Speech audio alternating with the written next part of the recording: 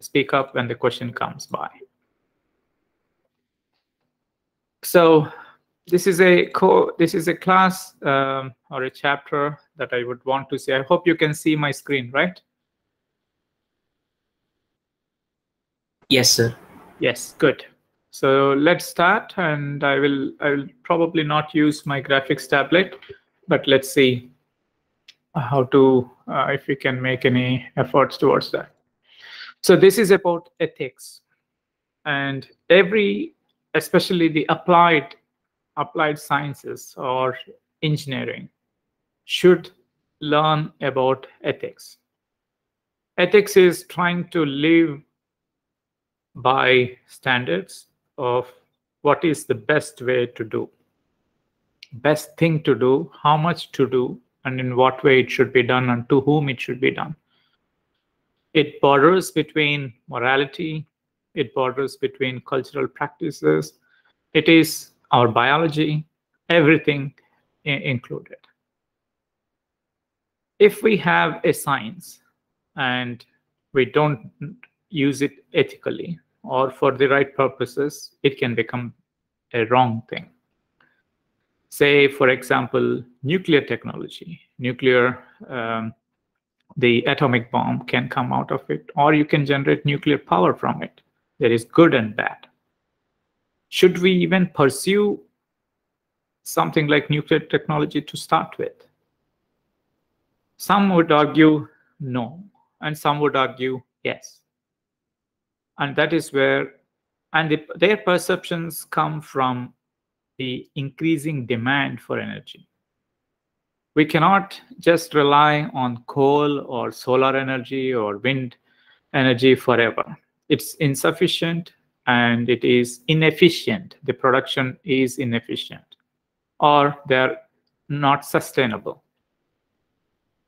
Whereas nuclear power has huge potential, right? Huge potential, and it can be, there are risks, there are benefits as well. So the first thing is, should we even do, or should we even perform research on it? Yes or no? We have to think about it. It's the same as question like, say, if any country, including India, are sending a spaceship or similar one to Mars, right? Should we do that or should we not do that? While there are many citizens, many across the world, around the world, there are many people starving. But we spend, the human society in general, they spend billions of rupees, billions of dollars to send spaceship to explore Mars, for example. Is it the right thing to do, or should it be used for construction or feeding the needy people? So these are questions that cannot be answered easily. They are not yes or no answers.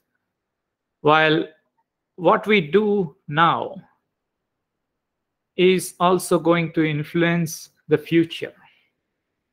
We are not just living the present, we are also living for the future. What has happened, we cannot undo it. But what is to come, and to be able to predict what the challenges of the future, and we try to prepare ourselves to, in the present, we work for the future. That's the general norm. We don't work for the past. We work for the present and we work for the future. That we do in the present. So as a species, if you talk, what we are doing is eventually, if not immediately, eventually should be beneficial to the human race, right? And that includes also talking about or thinking about the Earth itself, whether it should be, whether we should conserve all these species, or should we let the species that are going extinct, let them go extinct, because it has been happening many times over the course of the history of Earth. But there will be a point where we cannot have enough food or enough resources to keep the Earth as it is that can support all the humans. So we need to try to take care of the Earth and environment as well. And eventually say right now we are so many billions of people on the globe. What if there is not enough space to live on Earth? Should we explore other planets and try to colonize other planets? If you say no, why shouldn't we do that? If not now, say in 500 years or so from now, a situation will come where there is insufficient space. Or we found a hospitable planet. Should we go there? Should we try to make efforts to going there now or not? So our actions should be ethical. Again, it's very slippery to determine what is ethics. Say, for example, what is right in our country may not be right in some other countries. Even within our own country, we may have differences of opinion, the morality, many things. I would want to, if you may have seen this before, but I will want to just discuss it anyway, and hoping that you will be able to participate in the meeting, in the discussion here. Say, for example, it is you. We are putting, each of you should assume and try to be open about what you feel. And as I said, there are no right and wrong answers in this case. So say, for example, this is a railway track. You must have heard this before, but I will try to put it again. And this is another railway track. Okay. A train is passing from here. And it is going in this direction. Okay. And it is supposed to go, let me check where it is. Oh, sorry. There is a problem with the pen. So this is a joint or a junction, and there is a lever here. Okay. You are standing here. The train is supposed to go in this direction. But what you see is there is a person standing here, and if you don't, there is no other way of you telling the person to move away. Would you pull the lever so that the train will go to destination B instead of its destination A? Yes or no? Each of you should answer, please.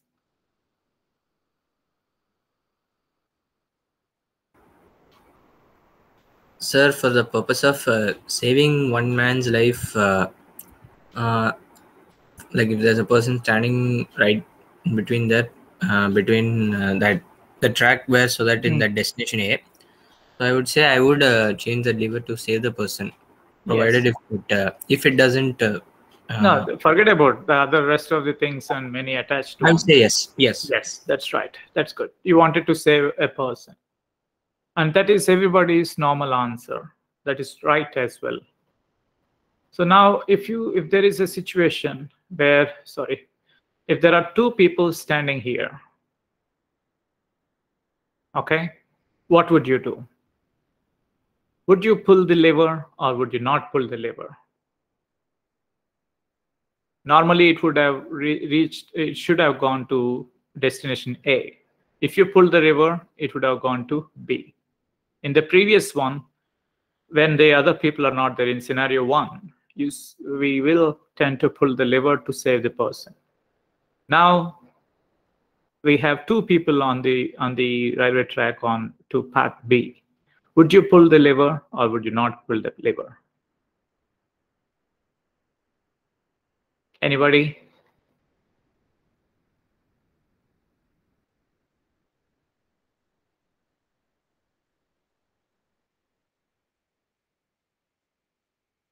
Anybody, please?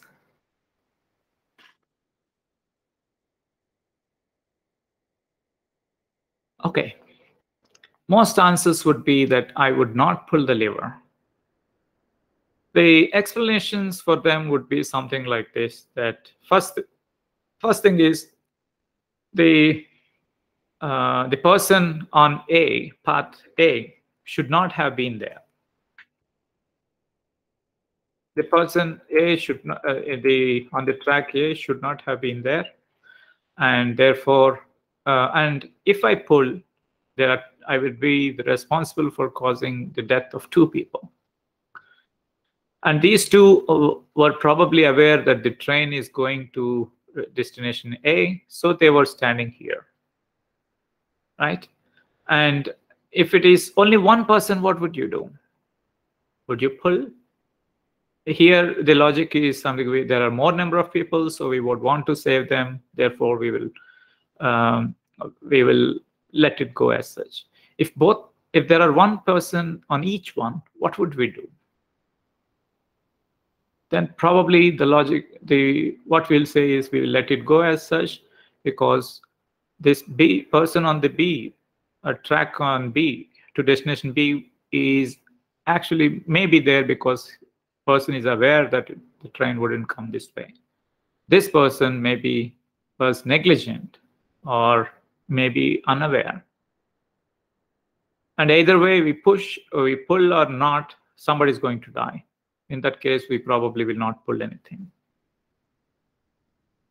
Now, the scenario is different. In the next scenario is that the person on the track to A is your friend. What would you do? Would you pull the lever or would you not pull the lever? We would tend to pull the lever. It's inherent in us to save the persons that we know. Right? Again, it depends on how many people are there here. If there are 100 people, probably we don't do that. We don't know. So what I'm trying to establish here, or what I'm trying to say, is about morality. What is right? What is wrong? How do we determine that? Right? So I hope you got an idea about that not everything can be decided just like that, unless we know the we know the consequences, we know the circumstances, we have taken an empathetic approach to understand the other person's views or other views that are available in the world. We would not be able to make a proper judgment of those. Now, what is more applicable to us is whether we are vegetarian or non-vegetarian. So how many of you are non-vegetarian? It's just a discussion, so it's all right, you can say. Okay, I'm assuming then everybody is vegetarian. The question that I'm going to come up with is non-vegetarian wrong or not? So what should be considered vegetarian and what non-vegetarian is the first discussion. Anything that has come from plant is vegetarian, right? Food nourishment that is derived from plants or non-animals.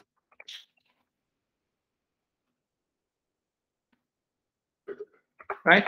But the same thing in non-vegetarian, it is usually animal products, animals and their products. That is strictly speaking what is vegetarian and non-vegetarian. But what about, so the argument goes that you're killing animals and that is wrong, you're causing pain because animals feel pain. Plants do not feel pain, at least of what we know of. So it is all right to eat plants, but not animals. Animals, it's cruelty. But we say we can eat animals because we have been doing it evolutionarily. How do you know it is evolutionarily? You can think of our length of the intestine. It's not too huge or too short. Carnivores have little shorter intestines, whereas herbivores have very long intestines. Humans fall in between, which means they are in between vegetarian and non-vegetarian diet, anciently or evolutionarily. Second thing is, if we compare with our closest, evolutionarily closest cousins, the chimps, they are mostly vegetarian, but they occasionally hunt other monkeys and small game, and then they eat their flesh. So there is evolutionarily, if you see, it is mostly we are non-vegetarian, in the sense we are vegetarian and non-vegetarian, right? So vegetarian, we do eat animals. Until before the invention of agriculture or domestication of plants, they relied mostly on fruits and roots and other things for food. And then we have also eaten other animals. We hunted and we ate animals. But then it is for the vegetarian side, if we can say that, okay, now we have domesticated, we have invented agriculture, we have sufficient food. Even though we have sufficient food, we still are eating other animals. And that is not so okay. Then, I mean, this is a kind of arguments that keep on happening. One other question would be like, okay, what is milk vegetarian or non-vegetarian? Right? Milk is an animal product. The argument from the vegetarian side would be, milk is something the cow gives out, or we take from it without harming the animal. It is kind of natural way of giving away the milk. We are not killing the cow. Then what would you say if there is some people in some of the desert areas, they make a small puncture of the vein in one of the nearby the neck of cows, and take about a glass of blood or so, and they cook and eat it. So is it all right to do that? It's like we donating blood. They say we can donate blood every 6 months or 3 months, something like that, and nothing lost to us. So is it okay to take blood like that? And then the argument from the vegetarian side would be, no, it's not the natural way of giving it away. Then if you talk about the natural way, the cow is not producing milk for human consumption. It is actually producing for its calf. We are kind of stealing the milk from the calf. Is that all right? And there are also nowadays, I think vegetarian milk is also produced using milk products, I think. So now vegetarian milk is available. Why drink animal milk? That is another argument the non-vegetarian will say. Then on the non-vegetarian side, we can say, what do we eat? And again, the egg. Can we eat the egg or not? The vegetarian will say, egg is about to give rise to a life, and you are destroying the life by taking away the egg. What if we have the farmed eggs? They are unfertilized. They are not going to give rise to any chick. It is almost same as that of milk, right? Both are coming through natural ways of how animal products, and they both are not going to give rise to a living organism. So is it all right to eat those unfertilized eggs? There is no answer how we decide. It is what we are. We are born into some category of this, either vegetarian or non-vegetarian. We are born into different cultures or castes or religions, customs and traditions, and we live by them, and these are not necessarily the correct ones. or they are not necessarily the wrong ones. We are just born into it, and unless we develop a way of looking at the other side, looking at other views, looking at what it is to be them, we will never be able to know ourselves, never be able to know if we are right or wrong. So on the same, you can have an argument like this. You should also notice that we humans eat fish, they eat chicken, not so many of reptiles. There are many countries where reptiles are also eaten, snakes and lizards. Would we eat that? No. We eat, say, goat and sheep. We eat prawns. Yeah, that's about.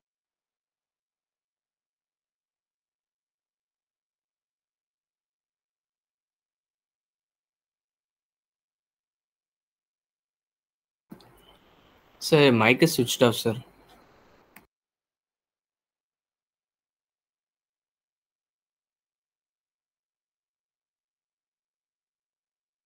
Is it audible? How long has it Yes, been? sir. Only for a few seconds, Few sir. Like months? you were stating that goat, Okay. like goat, Okay. Yeah. prawns. Thank you. Thanks for the humans, keep doing yeah. that if I ever miss. Yeah. Okay.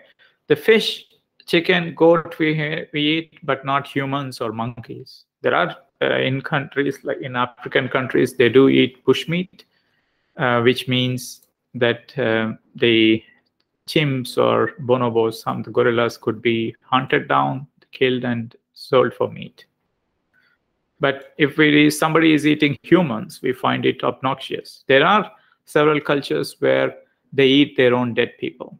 It's their logic is he is part of us and he is dead, he or she, and we will eat his body and mix that person into our own bodies. We find it obnoxious or maybe disgusting. But for their culture, if we were born into their culture, we would be doing the same thing.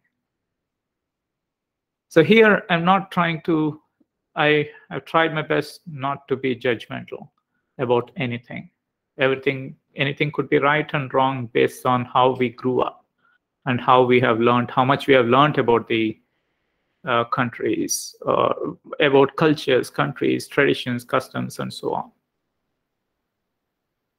But there is a way. We do many things, say, we kill an animal, we don't throw anything to waste.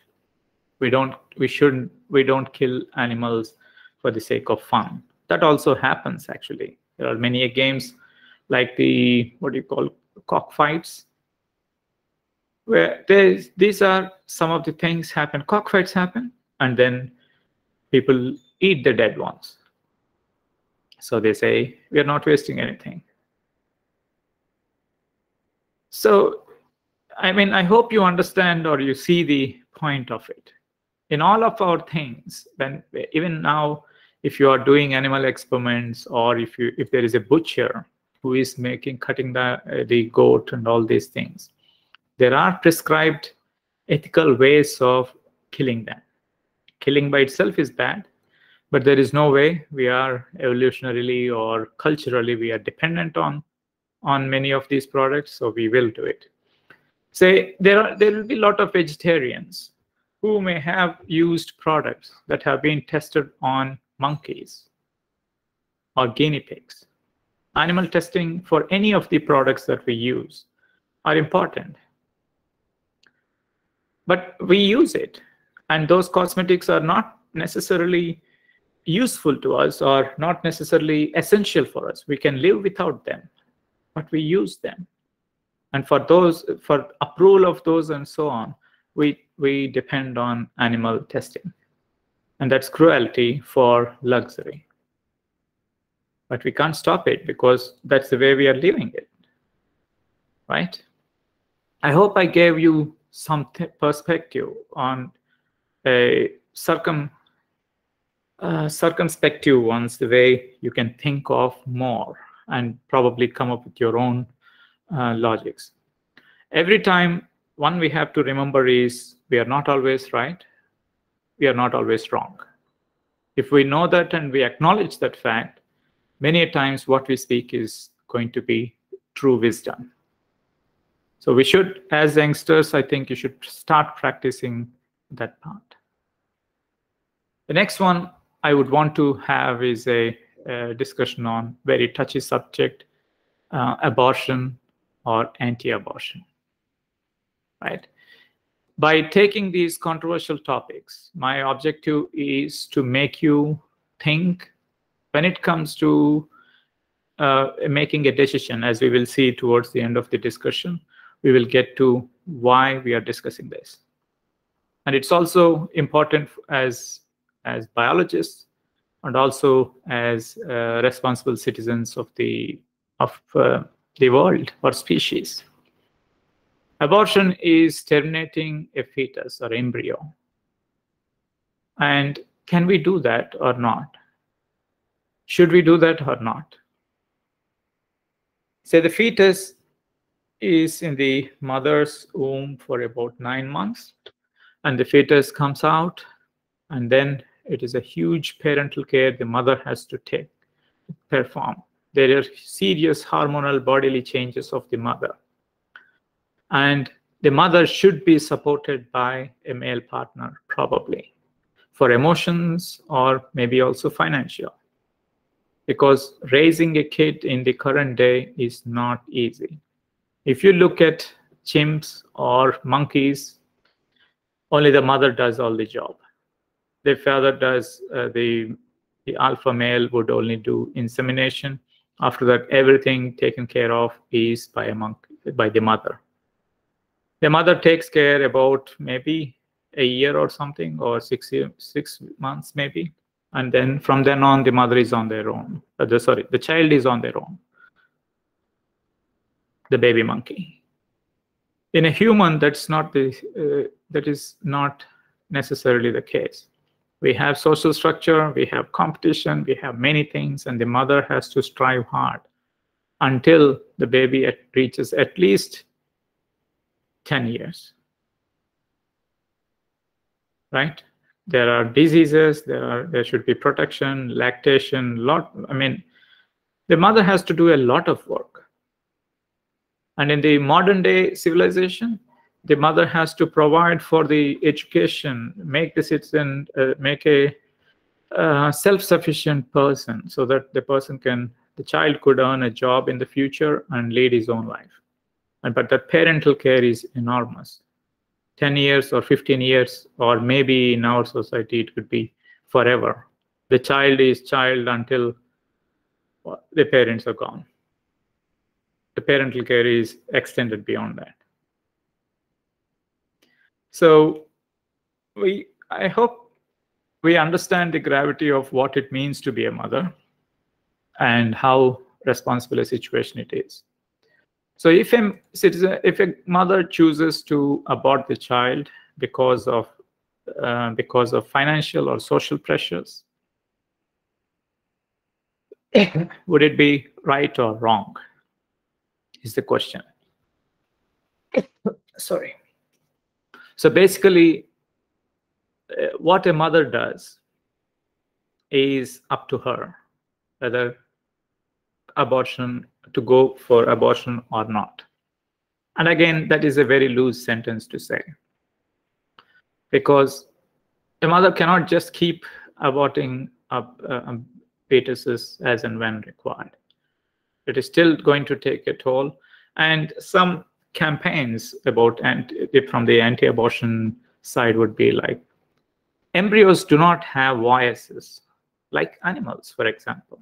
They don't have voices. That's why PETA and others will try to take their causes and try to minimize the pain and damage done to the animals. The same is the case here also, that these embryos or lives are made by gods, and we have no right to terminate them. So that is how the anti-abortion people will say. Again, there was a case 3-4 years back or so where an Irish lady of Indian origin or so had a trouble with the fetus or pregnancy. And in that country, abortion was illegal. So they did not abort, because of which the baby died and the mother died too. So should abortion be allowed? Yes. But at the same time, I saw a small video of on Facebook of a small fetus that was removed with his hands and limbs moving. And it caused me pain for 2 days at least. I couldn't sleep well because the imagery kept on going in my mind. So should there be abortion? I am actually a pro-abortion. I have the view that the mother has the right to choose what she wants because she's the one who has to raise. Even if there is somebody else to adopt the child, it is still a lot of emotional, hormonal, lot of problems are there with that. So, but after watching the videos, I felt terrible. And I think right now mine is like, there should be serious family planning. Everybody should be educated about it, careful about it, and be in a situation where we don't have to abort unless there is a health case, health complication, either to the baby or to the mother. Otherwise, I think we shouldn't abort. Again, say if there is a rape victim, or if there's a very young teenager who didn't know what is aware of all these things and got pregnant, should we allow abortion or should we not allow abortion? These are to be dealt with case by case and scenario. We try as much as possible to not abort, but if there is no other way, we should go with abortion, probably. So we are not the judges. We cannot judge it immediately. But at the same time, governments many times have to make some rules so that people will follow them. So why we are discussing all these is because whether to use the technology that we are learning and so on. Stem cell technology, for example. Should we allow stem cell technology? Stem cell technology involves the destruction of embryos, right? If we are anti-abortion, how can we allow the destruction of zygotes or blastocysts to derive the embryonic stem cells? So there are, at the same time, as we have tried to discuss why recombinant DNA technology is important in the first one, because the human species is a lot contaminated with many genetic mutations, and they will cause a lot of problem to the humans of the future. We should be able to somehow correct those genes. And if we want to correct those genes, we will have to rely on stem cell technology and also recombinant DNA technology. These two together are what will make the essence of regenerative medicine. So should we pursue stem cell technology or not? If we don't do it, the future of the human species is at grave problems. If we allow it, we are destroying some of the embryos. What should be done and what should be not done? And at the same time, any new technology or some therapeutic strategy or something, say a mobile comes, most expensive one, it is not for everybody. It is only for the rich people.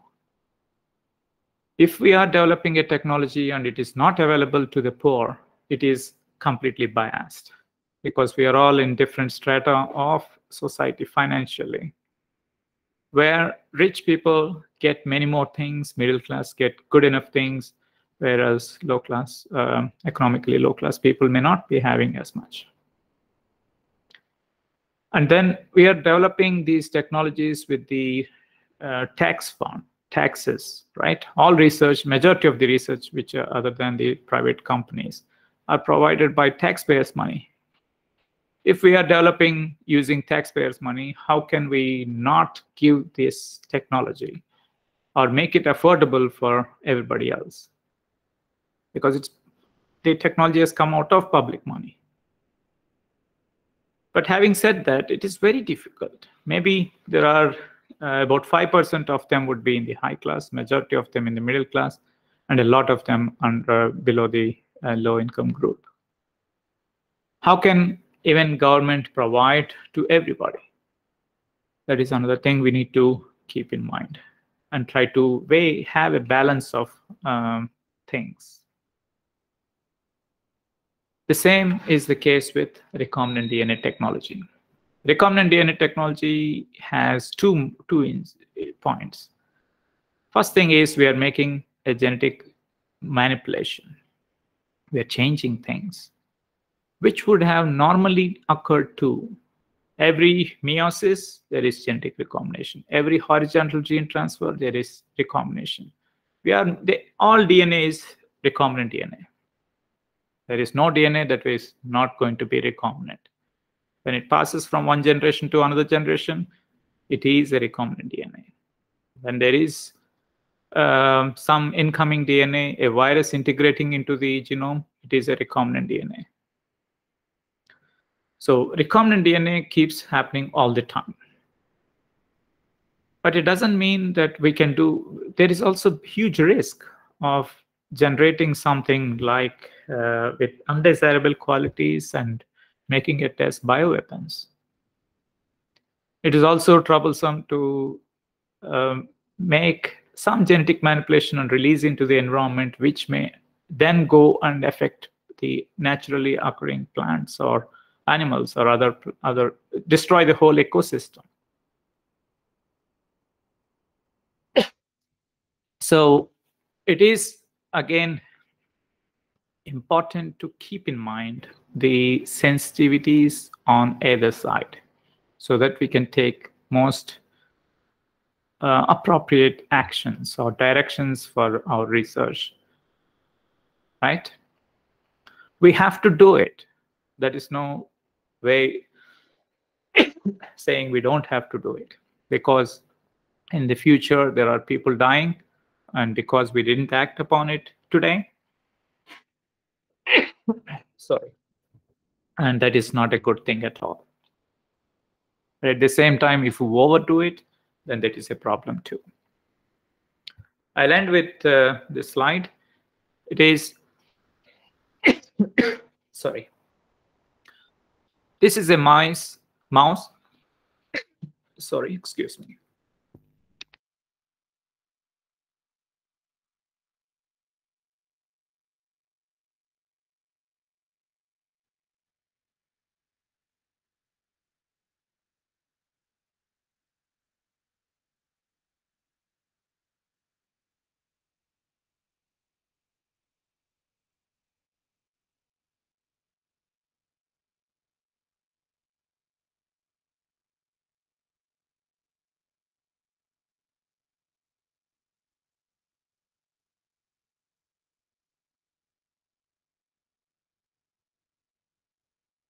Okay, sorry, I had to drink water.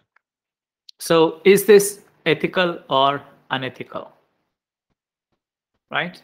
This is a mouse which has been implanted with a scaffold with human cells on it. And the scaffold is in the shape of an ear. And it is nude mice, skid mouse, so that there won't be graft rejection of the tissues. So they developed an ear on the back of a mouse. Is it ethical or unethical? Should we do it or not do it? Here is a scientist who has been, I think he is a scientist, I can't remember all the details, but the same thing, what has been done, like in the mice case, the same thing has been, he has performed surgery to have an ear grow on his arm like that. So why are people doing this? Should we do or should we not do?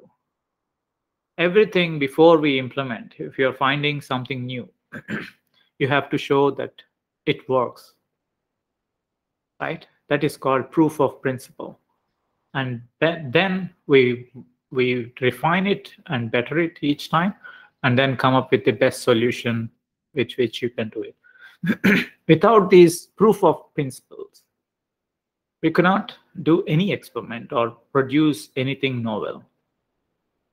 But at the same time, there will be many people who will say, don't play God. You're just meddling with the creations and other things. Peter will say, you are destroying the, you're troubling the mouse, and so on. Everything are correct, probably. But then we don't have a goal, right? It's like vaccination, for example. Whether it is working or not is one thing. What science says, there will always be, science is never completely 100% sure thing. Science works by statistics. It relies on statistics. It will talk basically of statistics. Only the vaccination comes, there will always be, the general public will have several perceptions. And they will always want, there will always be resistance to anything that is coming new. But this is new problems will require new solutions. We cannot do the same thing with old solutions forever. Right? So I'll stop here, but the important thing to take home is to develop a mindset of thinking about what we do from other perspectives as well. It is not that we never say lies. It is never that we always speak the truth, or it is not that everything we do is correct, or everything we do is wrong. Right? Mistakes happen, but being thinking about from others' perspective and thinking about our own thinking actually is to something like develop philosophical mindset. Philosophy is seeking the truth, trying to find out better ways, and trying to be real, trying to understand the realities in the best possible way based on the circumstances. So there are fantastic YouTube channels on philosophy. I would like that as young people, it's important that everybody should have known, read about or heard about philosophy and try to practice it. We do it every day. We do philosophy every day. Only thing, they will give us a systematic idea about what it means, what is philosophy, the types of philosophy, and so many other things. So I would like you to share if you have any perspectives or ask a question or have an argument. Please, anybody?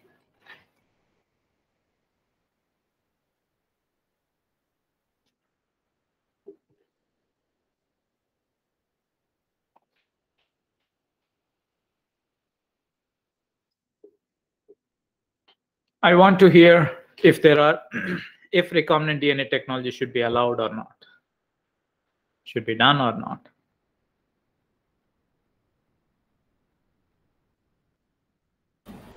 I would say yes. Okay. Why is that?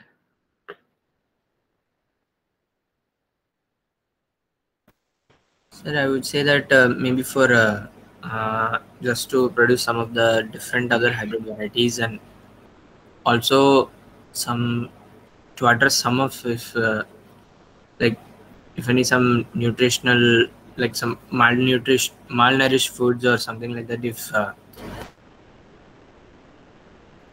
Is there? Your mic is off, or?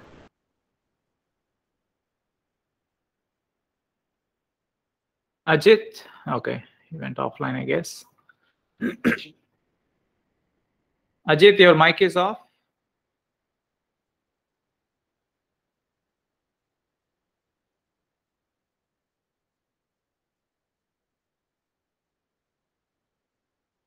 Okay, anybody else has? Yes, Ajit has come. Ajit, please continue.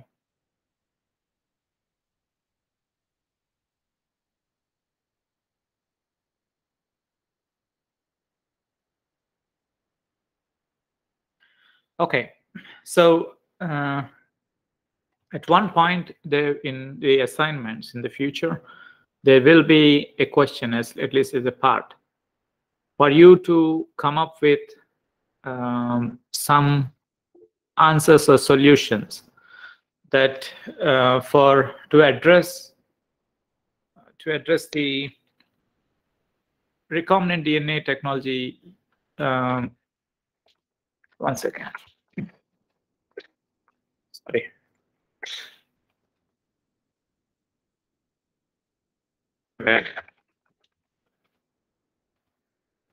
Yes, whether new technologies in recombinant DNA technology should come or not. Something like germline therapy or stem cell technology, or if some old people don't want to die or want to live forever, or if somebody wants to clone their own, make a clone of their own, or somebody wants to make a clone of their pet so that they will have a pet all the time, the same pet almost. So these kinds of questions will come where you have to exercise, practice ethics. It's not about reading and just saying it out. It is instead trying to research on it and get to some solutions. So everybody will have to do that. Okay, it's an essential part of stem cell biology or recombinant DNA technology, because every potential technology, like I said, in the nuclear technology, for example, has tremendous potential, which could be used for good or bad. And unless there is a way of controlling that, we cannot. There is the rate of change or speed with which the technology is happening should always be controlled and monitored by other groups, so that it goes only in the paths that are useful and not otherwise, which may probably not cause any damage. Okay, Ajit, you want to add something?